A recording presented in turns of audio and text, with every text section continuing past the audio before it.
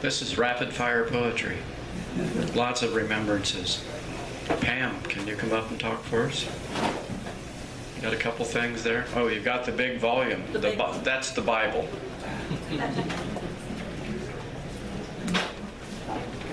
Hi. I was shy of Bill. I was intimidated by him. I wouldn't say he intimidated me. He's just too good.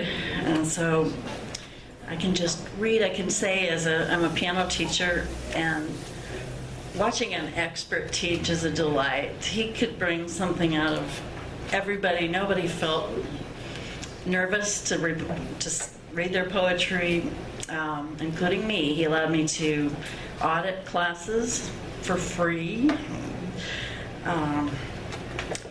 This one just caught me today. I just was asked to read, and I'm going to read Fairbanks, Late July. And I probably should know who Peggy and Joe are, but I don't. But that's who it's dedicated to. Shoemaker. The Sheena River, there for one, the one who is there to claim it, supports also the beaver and the mother duck with its brood of 9, all impervious to the speedboat, all riding the sudden waves with an ease that somehow eases me. And now I can see that the white clouds to the south are there for the one who is there with eyes to see them. Their soft configurations changing ever so surely as a west wind moves them. Moments ago, the suggestion of something animal becoming slowly the possibility of something vaguely human. Though I am happy enough to be here by myself, sun going down, somewhere a moon, I'm told, is waning, rising, nothing now but time with its untold list of vacancies to lure me in.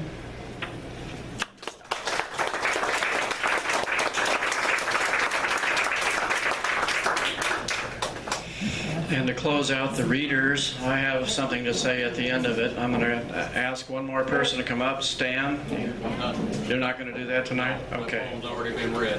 It's already been read. Write me down So, for next year.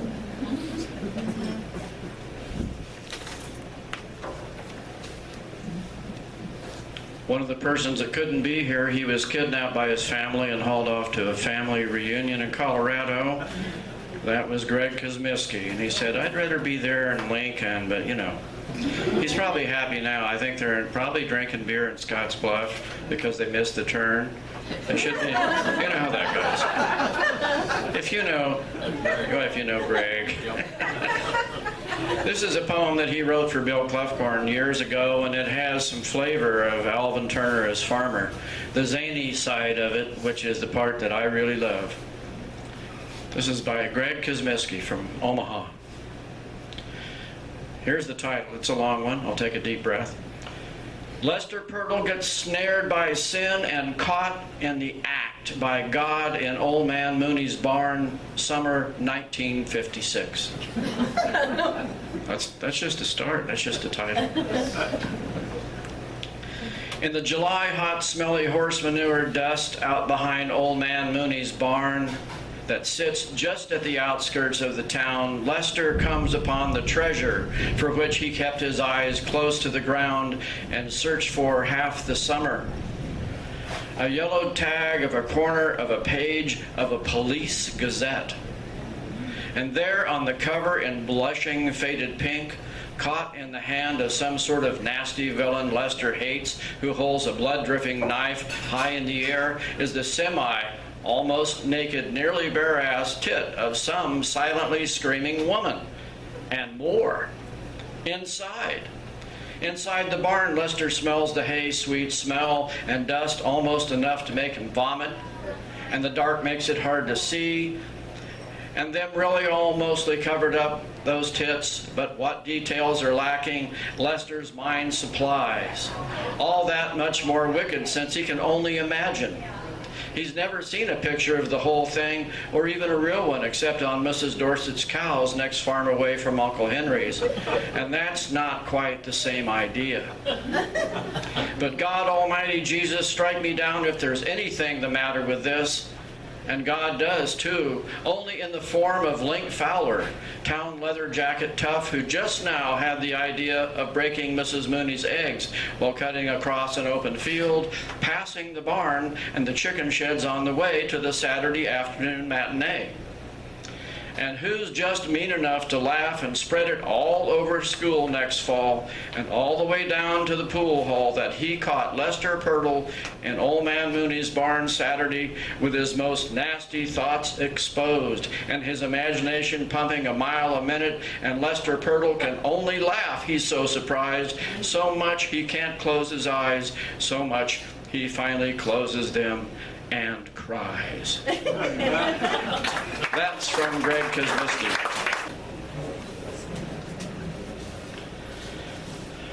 One of the things that we always have is some poets write about other poets. They review their work. They talk about their poems. We heard a lot from Lucy tonight about Alvin Turner as farmer. One of the reviews written about those poems about Alvin Turner was written by Don Welch. And he wrote it so well, so I'm going to read his short review, the back of the book. Is there a more complete man in poetry than Alvin Turner? Strong, tender, witty, and wise, the man himself is as rich as the poetry which presents him. For every step Turner's head takes in one direction, his heart takes an equal and opposite step. This is the balance of the ancients, as if classical Greece had dropped in on Attica, Kansas. Is that so strange?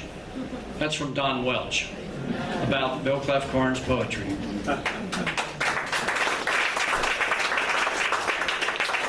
And with that we have always, because this is Bill's church, if you want to call it that. This is where he came to church, instead of going to that church service over there. He went to a number of places, but this is the last place where many of Bill's friends came, the Wednesday retired guys, the old guys group, and a number of people were lucky to join in that. So this place is just steeped with the flavor of Bill. So we always have a benediction poem from the big Bible that Bill wrote, and it's always delivered by Terrance Oberst. So Terry, come on up.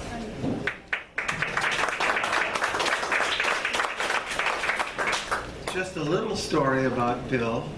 Back in the summer of '85, I took a class, summer class. It was poetry and fiction, and Bill taught the poetry section, and Charles Stubblefield taught the fiction section. And we had a young woman in that class named Twyla Hansen. And I remembered at the time we were writing about a farmer on a tractor, and I thought, God, that's a good poem, you know? This woman could go places, and hey, what do you know? There she is, Nebraska State Poet. And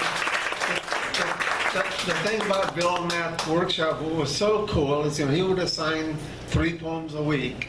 And by God, if he didn't write 3 poems a week too, and share them with us that Monday. So it was wonderful. So anyway, I'm going to read a poem that I'm glad nobody read, because it's a beautiful poem. It's called My Love for All Things Warm and Breathing.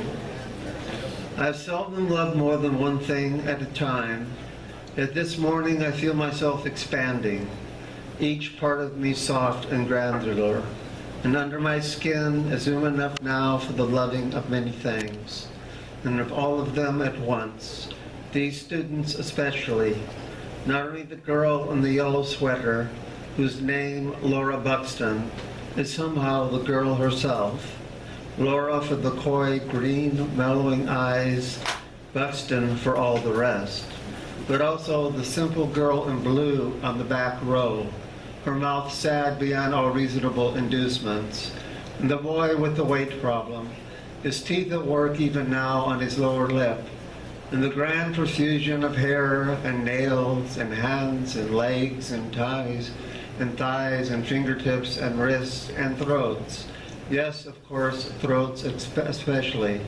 Throats through which pass the breath that joins the air, that enters through these ancient windows, that exists, that takes with it my own breath.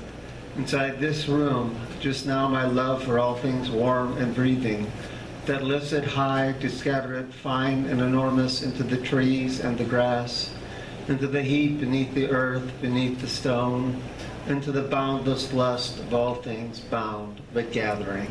Thank you.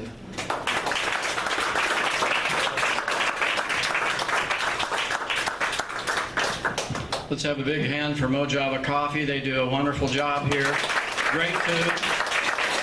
We invite you, of course, to stop again. More often, they have music here 2 or 3 nights a week. They're so kind to us and letting us have this great big L-shaped room. It's a wonderful place to meet and be what Bill wants us to be, a whole bunch of storytellers letting each other have it with something that might be a little better. Who knows? On another note, which is kind of a sad note, I read a quote from Don Welch. Don is very ill right now, and I want you to keep Don in your prayers. Don Welch is not doing very well.